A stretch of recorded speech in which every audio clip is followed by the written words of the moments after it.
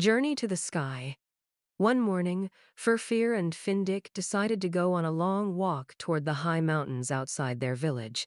The day was lit by the warm rays of the sun, and the air was fresh and clean. Firfir walked lightly on the trails, while Findik followed behind with large, strong steps. As they ventured through the dense forest, they noticed a very old and large telescope by the side of the path. "Telescope," Firfir said excitedly. "I've never seen this before. It's so old." Findik tilted his head and began to examine the telescope. This must have been the home of an ancient astronomer. "Maybe we can see the sky better from here," he said. The stones around the telescope were covered in moss, a result of years of exposure to the elements. Firfir carefully placed her eye to the lens and began looking.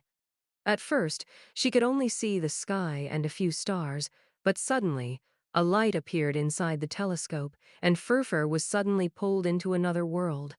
Findik, looking back in surprise, saw Firfir vanish.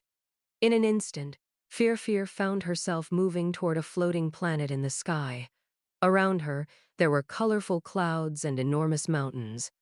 The telescope had transported her to a distant planet, to a completely different world. In the sky, almost like another universe, there were giant lights and dancing planets. Firfir realized that she was in a completely new place, one she had never seen before. Everything was different, and she felt that something was waiting for her.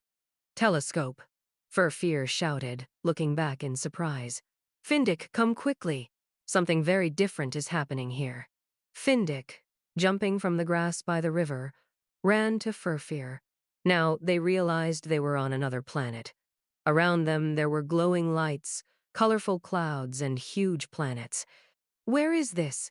Findik said, marveling at the view. "The stars and planets look so much closer from here."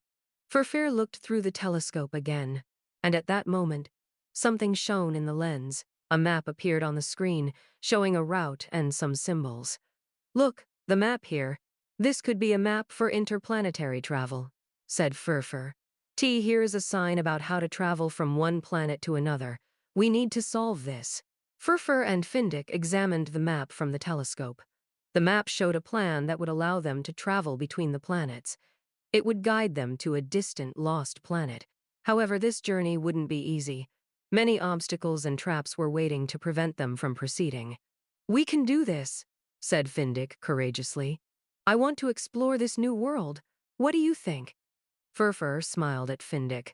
"Then let's go, let the adventure begin." Firfir and Findik started following the path indicated by the map. After a long journey and many obstacles, they finally found the lost planet. But what they found there was much greater than they expected. At the center of the planet stood a gigantic crystal. This crystal seemed to hold the power of the entire universe. When Firfir and Findik touched the crystal, the doors to the secrets of the universe opened.